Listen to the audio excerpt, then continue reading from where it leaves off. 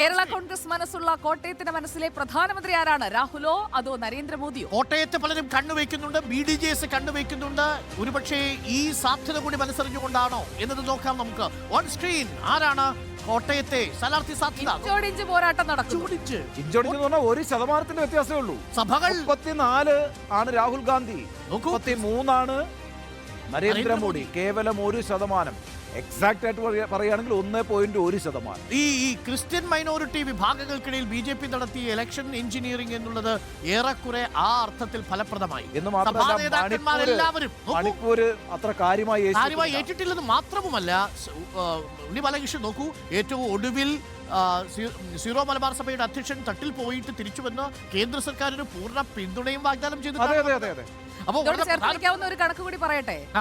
Kottayam parliament സീറ്റിലെ Christian വോട്ടർമാരുടെ ശതമാനം എന്ന് പറയുന്നത് 38.7 അതായത് 4,65,284 ക്രിസ്ത്യൻ വോട്ടർമാരുണ്ട് കോട്ടയത്ത്. 40% വോട്ട് എന്ന് പറയുന്നത് ക്രിസ്ത്യൻ വോട്ടായിരിക്കുന്ന ഒരു മണ്ഡലമാണ്.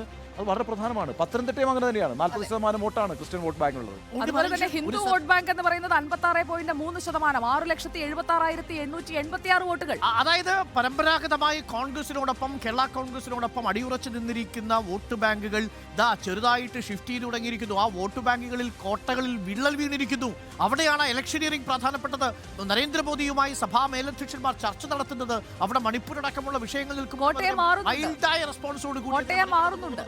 ആ അർത്ഥത്തിൽ വളരെ പ്രധാനപ്പെട്ടത്. പക്ഷെ അതിന് ഉത്തരം അറിയണമെങ്കിൽ നമുക്കിനി അടുത്ത ചോദ്യത്തിലേക്ക് പോകാം. മോദി സർക്കാരിനെ വിലയിരുത്തുന്നത് എങ്ങനെ? പെർഫോമൻസ്, നരേന്ദ്രമോദി സർക്കാരിന്റെ പ്രകടനം എങ്ങനെയുണ്ട്? കോട്ടയത്തിന്റെ മറുപടിയിലേക്ക്. മികച്ചതാണോ അതോ മോശമായോ നരേന്ദ്രമോദി സർക്കാരിന്റെ പ്രകടനം? നോക്കാം. Answer on screen. കോട്ടയത്തിലെ വോട്ടർമാരുടെ മനസ്സ് തുറക്കുന്നു. നരേന്ദ്രമോദി സർക്കാരിന് മാർക്കിടുമ്പോൾ മികച്ചതും വളരെ മികച്ചതും കൂടെ കൂട്ടിയാൽ നമുക്ക് കിട്ടുന്ന ഉത്തരം 36%-ലധികമാണ്. 37%. അതേസമയം മോശമാണെന്ന് പറഞ്ഞ എത്രയാണെന്നറിയോ? 27%. അതായത് നോക്കൂ, 10% വ്യത്യാസം. വീണ്ടും അഡ്വാൻറ്റേജ് കേന്ദ്ര സർക്കാരാണ്. കേന്ദ്ര സർക്കാർ അഡ്വാൻറ്റേജ് ആണെന്ന് പറഞ്ഞാൽ അത് നിയമസഭയിൽ ആർക്ക് അനുകൂലമാണ്, ലോക്സഭാ മണ്ഡലത്തിൽ ആർക്ക് അനുകൂലമാണ് എന്നുള്ളത് വളരെ വിഷമം പിടിച്ച ചോദ്യമാണ്. അവിടെ ഫ്രാൻസിസ് ജോർജുമുണ്ട്, തോമസ് ആഴികാടനുമുണ്ട്. ആർക്കൊപ്പമാണ്? ഒരു കാലത്ത് NDAയിലേക്ക് പോകുമെന്ന് കണക്കാക്കിയിരുന്നു KM മാണി. പക്ഷേ ആ വലിയ ചർച്ചകൾ നടന്നിരുന്നൊരു ഘട്ടമുണ്ടായിരുന്നു. അപ്പോൾ ഒരു സോഫ്റ്റ് കോർണർ ആ അർത്ഥത്തിൽ തോമസ് ആഴികാടനോട് അവിടെ നരേന്ദ്രമോദിയെ ഇഷ്ടപ്പെടുന്ന മോദി സർക്കാരിനെ പിന്തുണയ്ക്കുന്നവർ നൽകുമോ എന്നതാണ് പ്രധാനപ്പെട്ട. അതൊരു ആശയക്കുഴപ്പമുണ്ടാക്കുന്ന സാഹചര്യമാണ്. നോക്കൂ, അപ്പോൾ നരേന്ദ്രമോദി സർക്കാർ മോശമാണെന്ന് പറയുന്നവരെക്കാൾ കൂടുതൽ കൊള്ളാമെന്ന് പറയുന്നവർ കോട്ടയം മണ്ഡലത്തിലുണ്ട് എന്നതാണ് പ്രധാനപ്പെട്ട കാര്യം.